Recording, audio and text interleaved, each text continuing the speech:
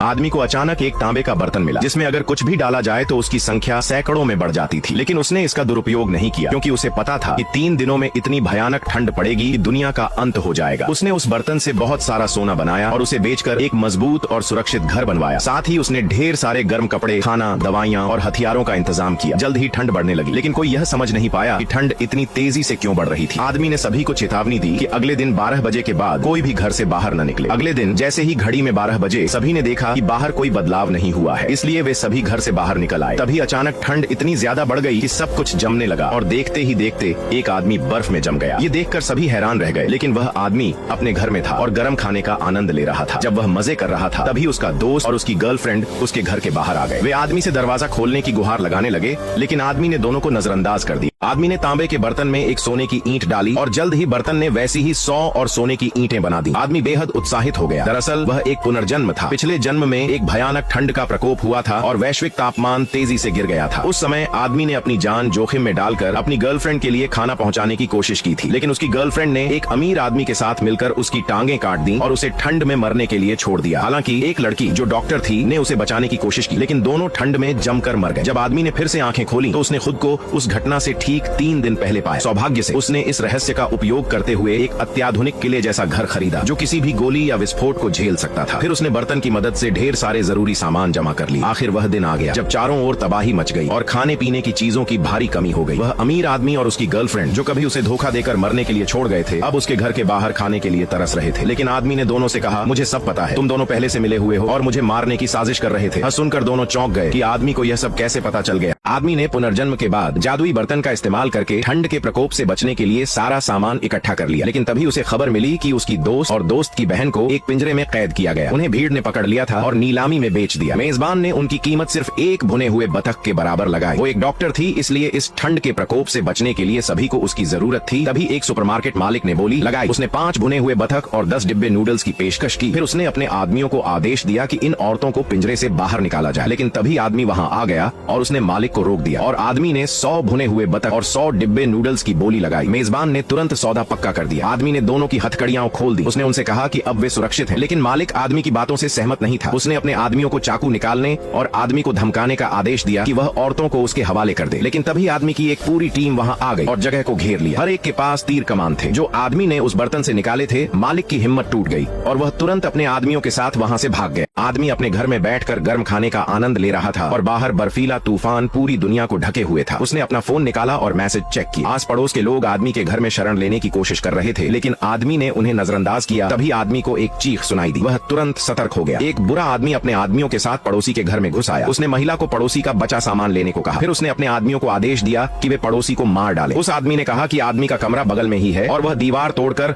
आदमी का सामान लूट लेगा। लेकिन आधे दिन की मेहनत के बाद भी दीवार नहीं टूटी। आदमी ने खुद हथौड़ा उठाया और दीवार पर वार किया। उसने देखा कि दीवार बहुत मजबूत सामग्री से बनी थी, लेकिन वह हार मानने को तैयार नहीं था। उसने दीवार को उड़ाने के लिए डायनामाइट लाने का फैसला किया। कमरे में बैठा आदमी बिल्कुल भी परेशान नहीं था क्योंकि उसने पहले ही अपने दोस्तों को बुला लिया था। तभी आदमी का दोस्त दरवाजे पर आ गया। उसने तुरंत उस बुरे आदमी को बुरी तरह पीट दिया। फिर उसने आदमी पर बंदूक तान दी और उसे गोदाम की चाबी देने को कहा, लेकिन महिला ने चाबी देने से मना करा। गुस्से में आदमी ने औरत को थप्पड़ मारा और चाबी देने के बाद वो अपने आदमियों के साथ वहां से भाग गया।